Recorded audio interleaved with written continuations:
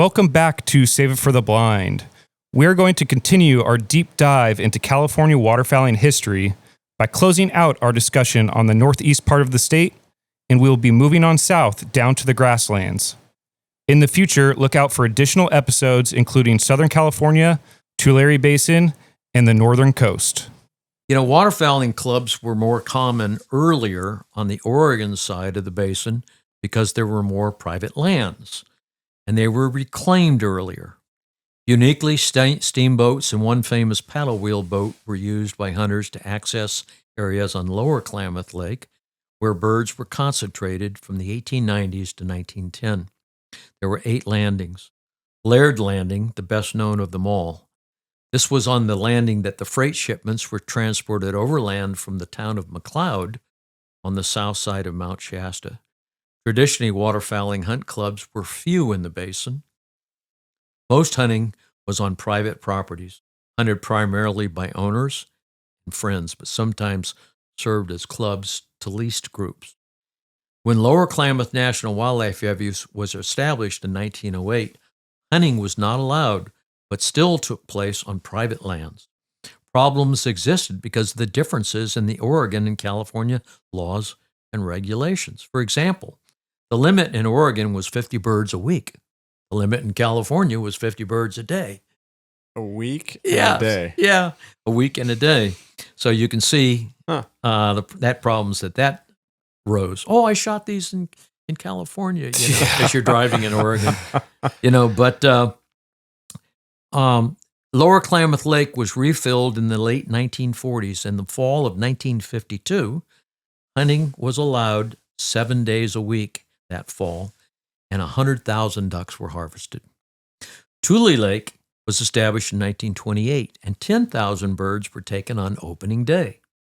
Whereas most hunters took boats to where they were going to hunt on Lower Klamath Lake, on Tule Lake, hunters hunted out of boats due to deeper waters or in grain fields.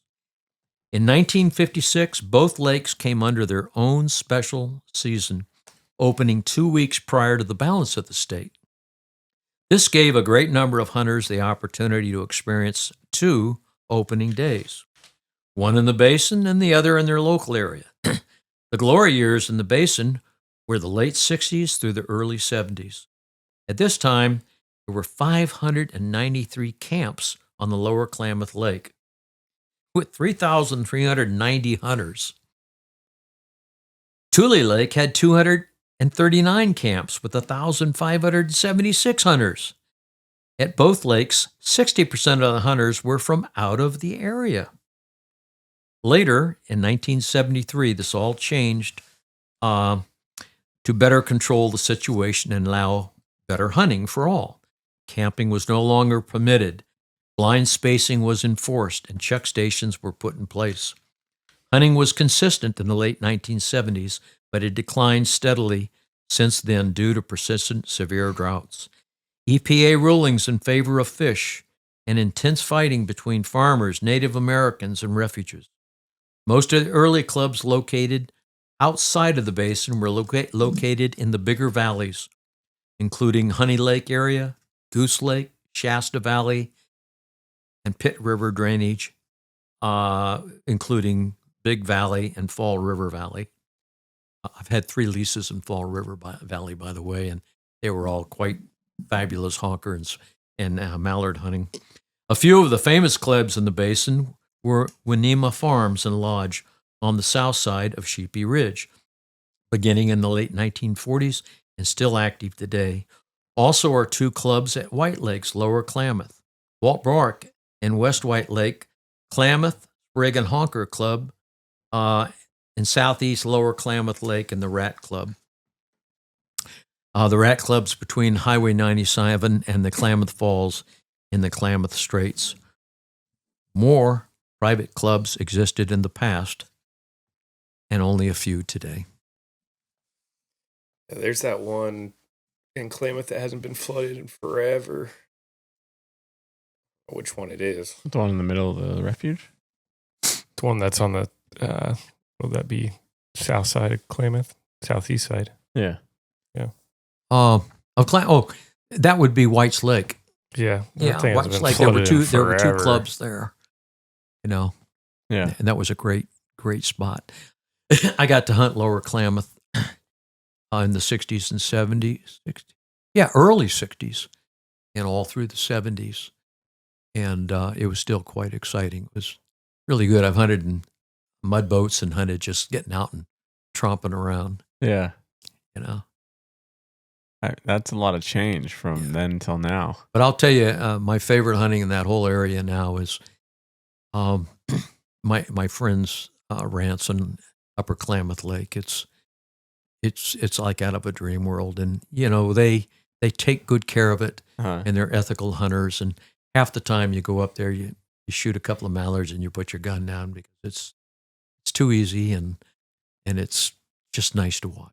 Yeah. Is it a working ranch? Oh, yeah. Or is it Farm, Yeah. working farm, you bet. Farm products are in there, and they flood it up pretty good. You'll water out of the lake Mhm. the fall, and they've proven that you can do some amazing things. And again, my friend Carl Winter up there is trying so hard to influence surrounding ranches that they can do the same thing. There's a great deal of money available through the Department of Interior to improve your properties, Mhm. for wildlife, for creating healthy water situations. And it's available. It's just, and slowly ranchers are looking at it and considering it. Old mores, old ways of doing things die hard, but I think they're beginning to see that this is a great way to farm, to ranch, still to have healthy environment and raise wildlife. Yeah. No, that's great. Yeah, some good things. They're rebuilding the whole northern end of Upper Klamath Lake now. The old refuge up there is getting expanded by 7,000-8,000 acres. Yeah. What's that? What farm? It's on the Williamson. The duck one with Yeah. duck, There's lone duck duck hunting. or lone duck or whatever it is. Yeah. Yeah. I haven't hunted there. I fished there, and you know. It's a cool area. I mean, Yeah. all of it, the whole Northeast, in my opinion. About that, let me mention this. Something unique happens in California. We always talk about why can't we raise more birds and so on and so forth. And, it's no good here or it's no good there or whatever.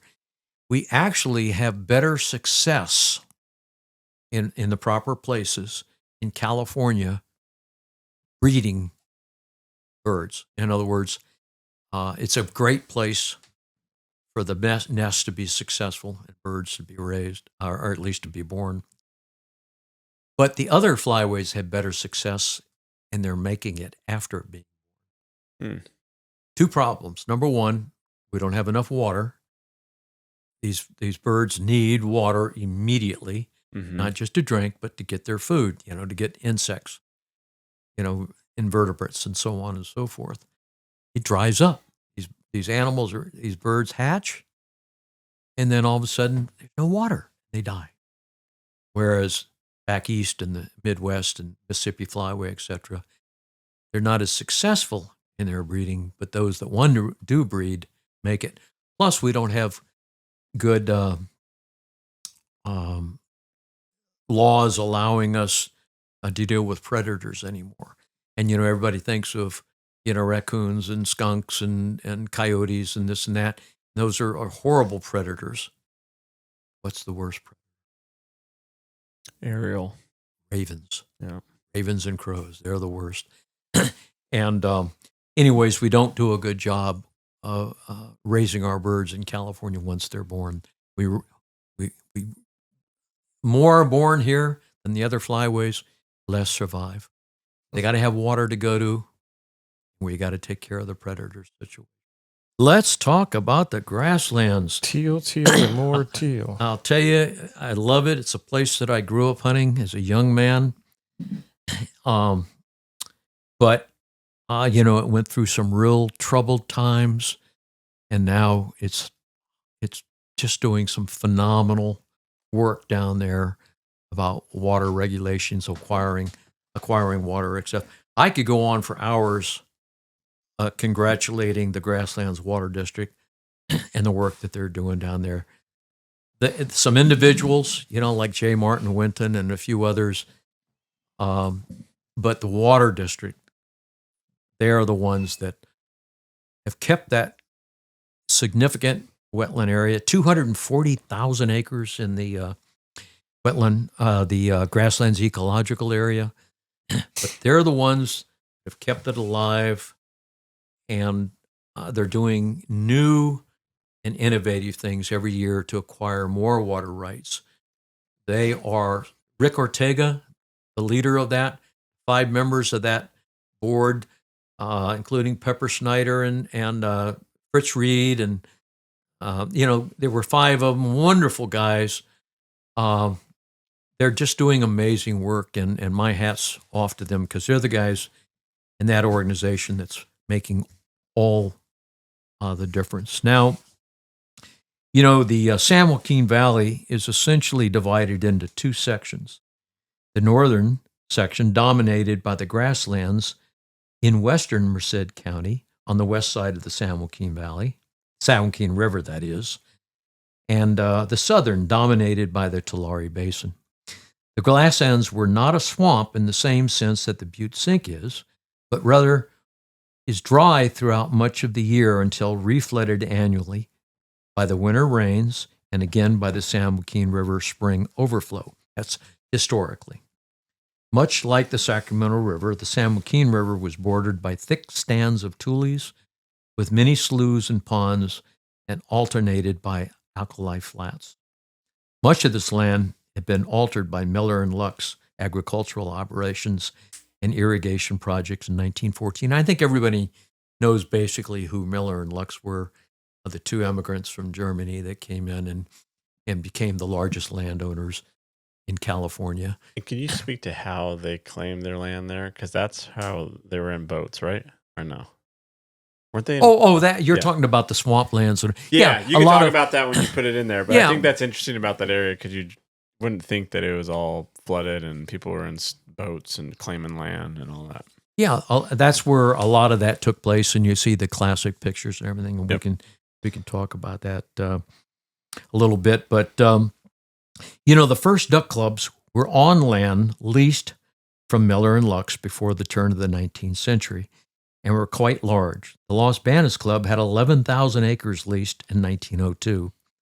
Some of the clubs had clubhouses, but most members stayed in hotels in Gustine or Los Banas. In 1914, Miller and Luck raised rates to the point that many clubs closed their doors.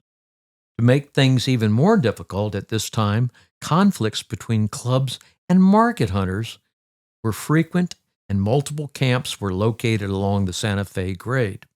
It's an area in the grasslands that divides, different hunting areas.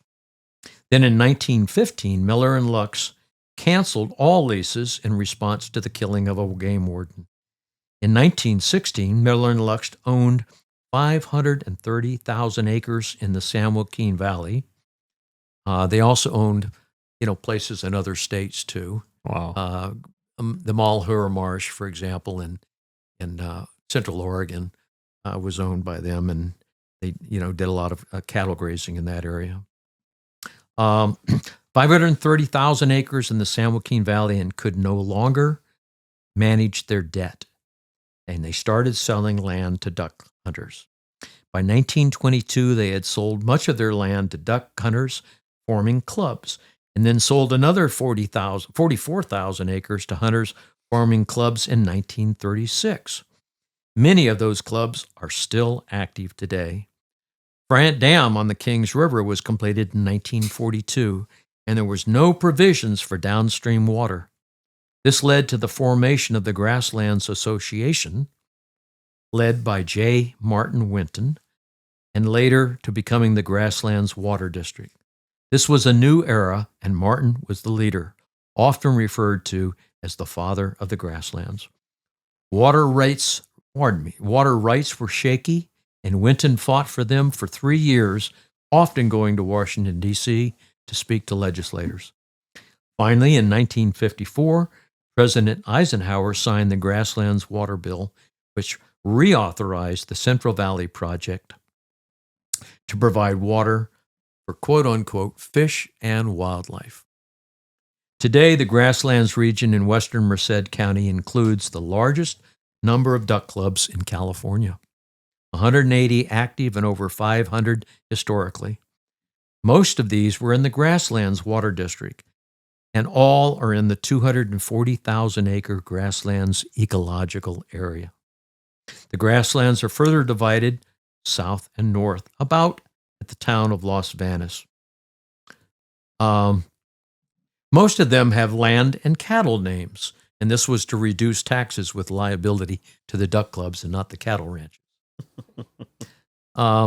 Federal Warden Hugh Worcester, as recorded in his famous book, Hunting the Lawless, published in 1934, I have a copy of it here, tells the story of Las Vegas being certified as the worst place in the nation for market hunting. Howard Blue Jay Blewett was the main culprit. It took a few years for Worcester to finally get him convicted and sent to jail. In the meantime, Blewett rose in status among the townspeople and became a legend. There's also, just to mention, the peripheral clubs to the Grasslands. These clubs are located between the Kings River and the Tulare Basin in Fresno, Merced, and Stanislaus counties, east of the San Joaquin River. There were 134 historical clubs with 32 active today. Among the most famous is the Raisin City Gun Club, started in 1910, is still active today, located near Madera, just north of Firebar. By the way, the famous picture of that is once a year they did a mud hen hunt. We saw it in that book. You saw that. Yeah. You know, That's where it was at. a couple of thousand mud hen laid out, that they had harvested. That's kind of one of the real classic photos from that area down there. Now, I want to share a little information about the Grasslands Water District. The value of the Grasslands Water District cannot be overstated. Millions of waterfowl and shorebirds depend on winter habitat that is 70% privately owned. The contributions that hunters have made to the conservation of the grasslands are incalculable. The Grasslands Water District is the key to that holding for the entire 240,000-acre Grasslands Ecological District, together with its 180 active duck clubs, as well as the state and federal refuges. Each year, the legacy is repeated when seasonally flooded wetlands receive water provided by the Water District. The most significant legislation affecting the privately owned grasslands, wetlands, and the Central Valley state and federal refuges is the Central Valley Project Improvement Act. We normally refer to it as CVPIA. This legislation guarantees a firm supply of clean, well-timed water for wetlands and authorizes the purchase of additional water at prevailing rates. In 1981, the U.S. Fish and Wildlife Service created a new position that authorized an employee to approach all private clubs in the area to put their land in conservation easements. And I know you guys know this fella. The person was Gary Kramer, who most of us that know waterfowling history or have great books about, Gary, after he left that area, he managed the whole federal Sacramento Valley refuge complex. He's the guy that did the initial research of Baja and hunting down there, in the Brant and so on and so forth. And he's the guy that started youth hunting, formal youth hunting days in California. Wonderful guy, dear friend. And he's also published 5 incredible books through his photography. He's a worldwide renowned photographer. And if you ever get a chance, spend some time with Gary. He's fabulous. So his work was highly successful. Some 90% of the clubs eventually going into the easement program, ensuring that they would never be developed commercially.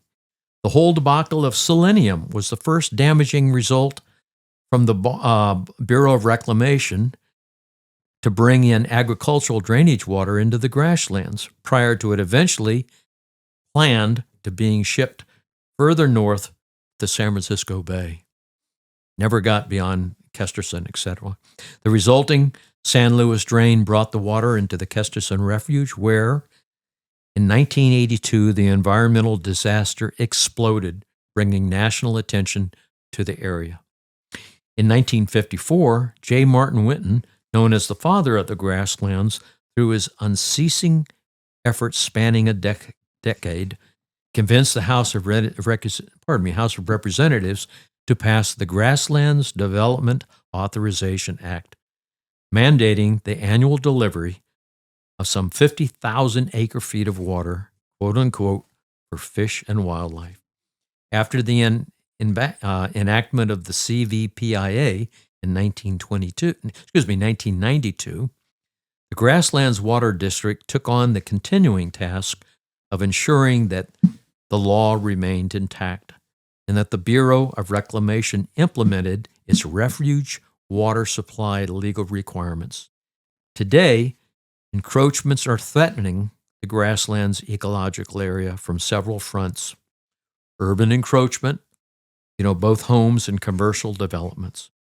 Most serious and most challenging is the planned 20-foot raised viaduct for the bullet train through the middle of the grasslands ecological area. This will be difficult to defeat, but concessions are being extracted. The efforts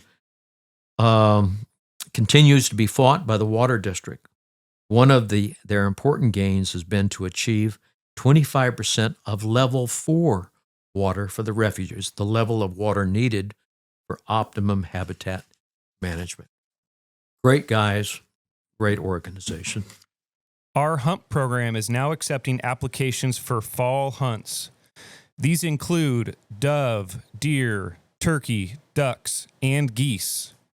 Last day to apply for dove hunts is August 16th. Visit calwaterfowl.org to apply today. While you're there, don't miss our membership deal. Purchase a membership and receive a free 80th anniversary CWA hat while supplies last. You can also apply for hunts, purchase tickets for upcoming events, and show your support for waterfowl conservation. Upcoming events are Bingo and Tunes in Roseville, July 17th, Chino Banquet on July 31st, Santa Margarita Banquet on August 2nd, Red Bluff Ladies Bunko and Lunch, August 3rd. So was the reason that it took kind of longer for that area to get developed into duck clubs and say Sioux soon, even though it's not crazy far away geologically, was because it was all owned by one person beforehand? By two people. Two people. One entity. Two people. Miller and 500,000 acres. Miller and Lux. Both came from Germany, by the way. Originally they were butchers.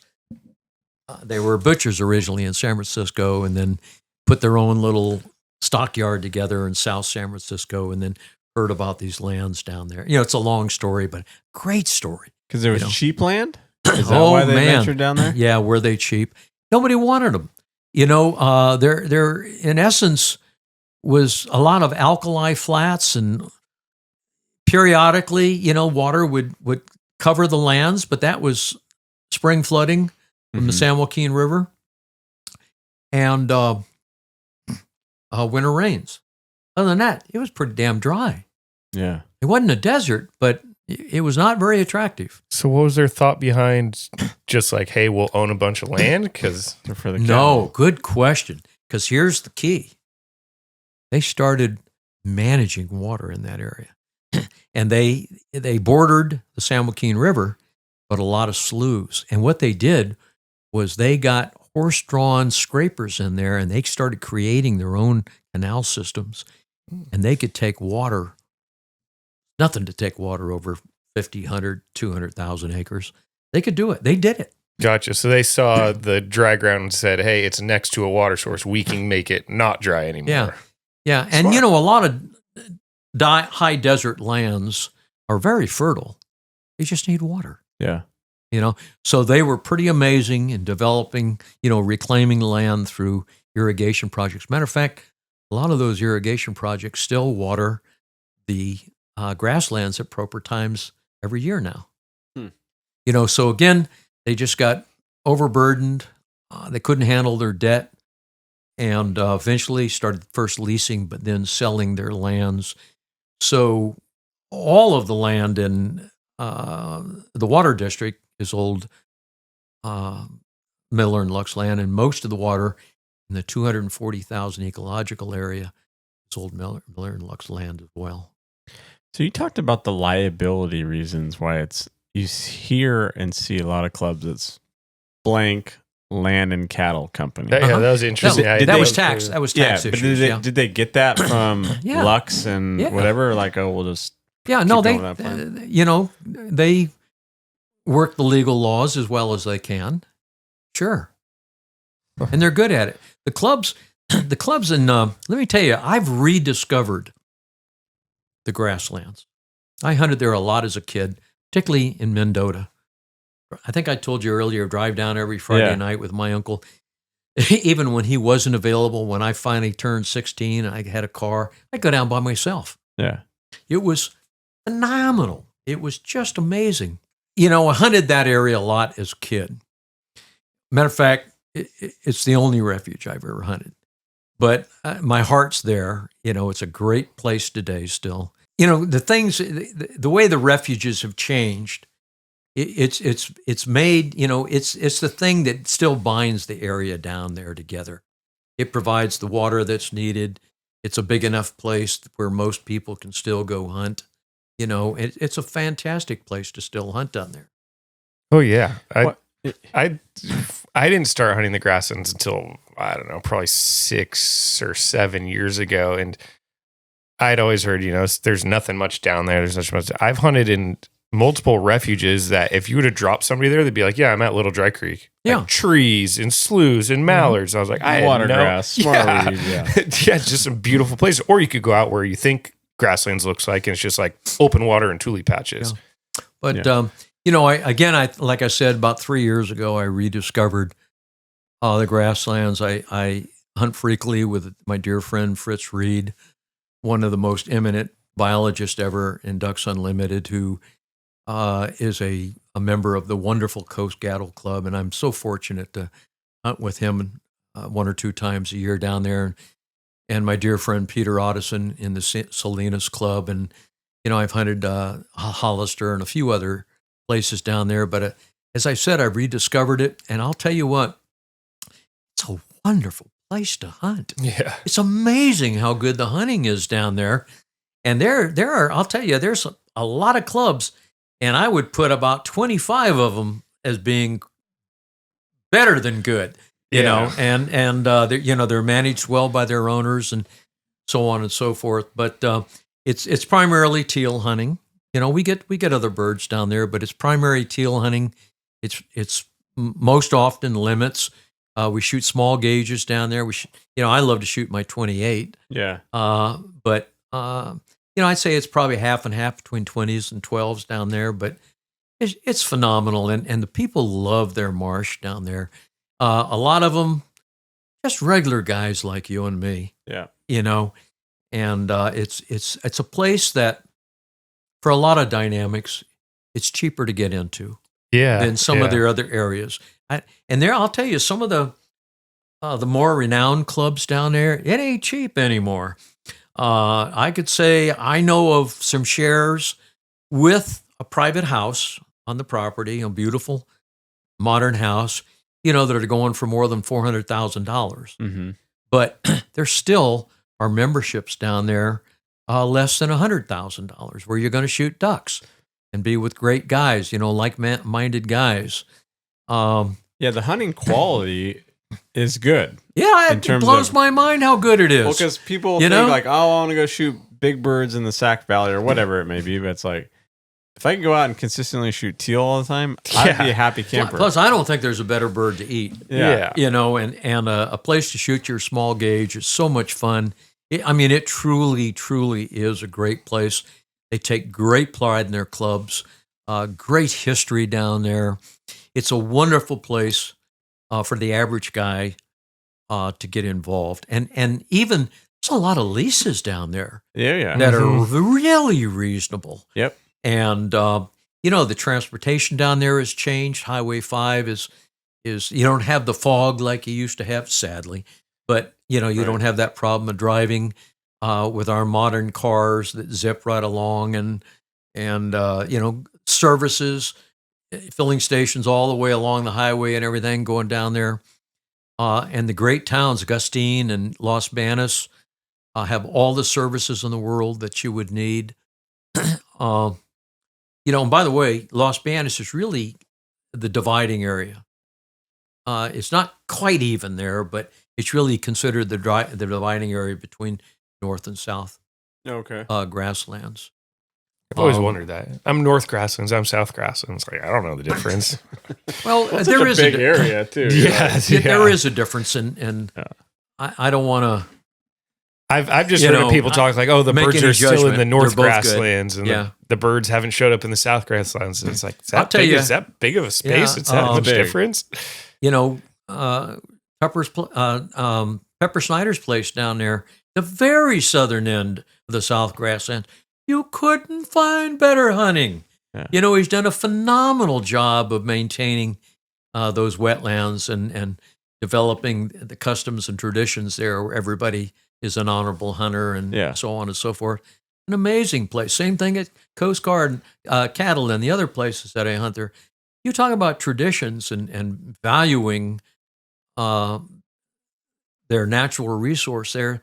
These people love their clubs. They manage them beautifully, and they have great, great pride in what they do. Yeah, and I think it comes down to those folks that do have pride and they're willing to put some sweat equity in things. Like, I think everyone that's successful now, they have good habitat management where, everyone's been to a club. They're like, there's nothing but weeds, literally weeds, no duck food out here, but they don't disc, they don't burn, they don't spray. And then they're like, well, 35 years ago, we shot nothing but mallards out here. Like, there's nothing but cocklebur here now. That's becoming the game has changed. I think it's becoming a thing that if you're not doing the management, you're behind and everybody else is not taking your ducks, but you're providing better quality for the ducks. So if you're not jumping on the bandwagon with everybody else, then you're just going to get left in the dust. 100%. I think there's still some folks trying to justify themselves. I want to pass on to you a recent book that's written and published by Peter Otteson. Peter, of course, is a board member at DU. I mean, at CWA, and very active supporting DU as well. And not only a very fine guy, but a great author. And he recently wrote a book. It's called Against All Odds, Protecting the West's Largest Wetland, The History of the Grasslands Water District by Peter Otteson. Phenomenal book. And everybody would like to get a copy of that, I'm sure, if you're interested in the grasslands. It's a complicated area water-wise. For years, I didn't understand how the water got down there and how it was controlled. And Peter, in his research, did a fabulous job of narrowing it down, defining it, and putting it in writing there. Plus, he got a great collection of photographs from the past refuge manager and great wildlife photographer, Gary Zahm. And there's multiple photographs in the book there that Gary donated to the project. Yeah, so it looks like they had a railroad all the way to Los Banos. You know what? The Santa Fe grade, the railroad never went through there. But I got to tell you a great story. This is great. So there were some very famous hunters, and I'm not going to mention the club, but it's one of the most famous clubs in the South Grasslands. And, these were world-class hunters, very renowned, wealthy people from San Francisco area and so on and so forth. And they belonged to this particular club down there. And so one time they told their wives that, there was going to be a club meeting down there and this and that and everything else. Well, anyways, it was close to Thanksgiving, so wives hopped on the train and came down to surprise them. And it wasn't quite the get together that they were expecting, if you know what I mean. Oh, jeez. And so these guys had to leave that area. They were, they were either going to divide their wealth with their wives, or they were going to retain their relationships and retain their money. And so they went up to District 10, just north of Marysville, and developed one of the famous clubs up there. Oh, wow. And I'm not going to mention that one Yeah. either. But, those stories are, just put a little smile on your face. Yeah. And you go, oh boy, I've heard of that, but is it true? Eh. That's good. So what's the time frame, like the first club or clubs in the grasslands? First ones were leasing clubs. Like the ones that are still intact today as ownership shares. Yeah. Let's see if I can remember exactly. In the maybe it was 1891, somewhere around there. What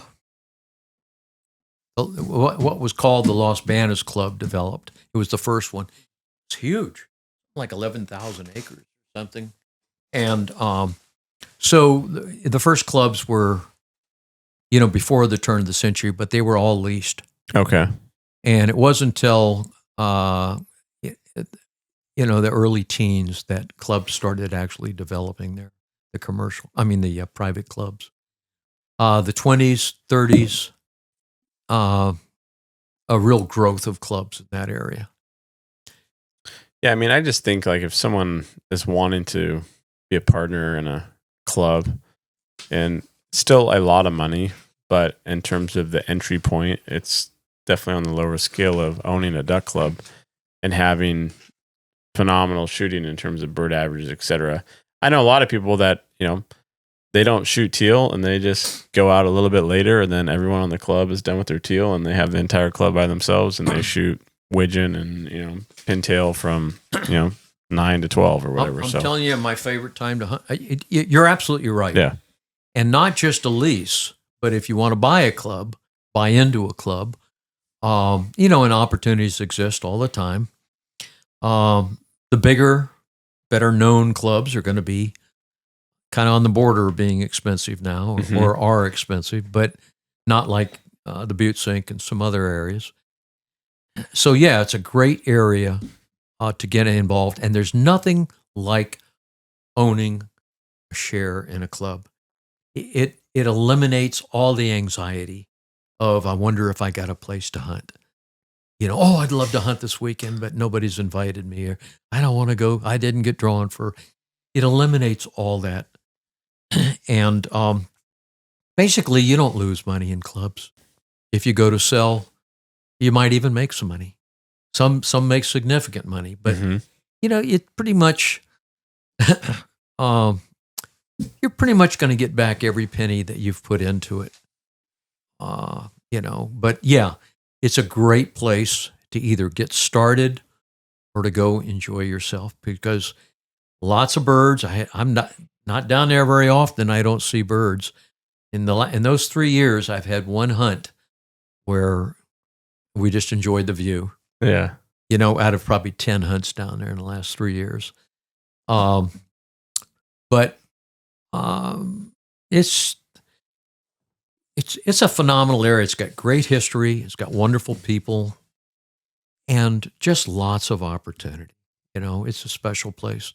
And especially if you live like at the south end of the bay, something like that, the Stockton or the Livermore area, or, part of the East Bay or something, it's pretty darn manageable to get there. Oh, yeah. I mean, when yeah. I belonged, I had a lease. I've had a couple of leases in the Butte Sink, but it's a 2.5-hour drive each way. Right. And there are just a lot of advantages to the grasslands. I have nothing but nice things to say about it. Go on the Grasslands Water District website, read a little bit about the grasslands. Consider getting that book for yourself. It's a complex place. Again, the water delivery is very complex, and the history and everything. And Peter did a wonderful job in explaining it all in this book. Very well written and a great read. Thank you for tuning in to this episode of Save It for the Blind podcast. You can find our podcast on Apple, Spotify, or wherever you listen to your podcasts.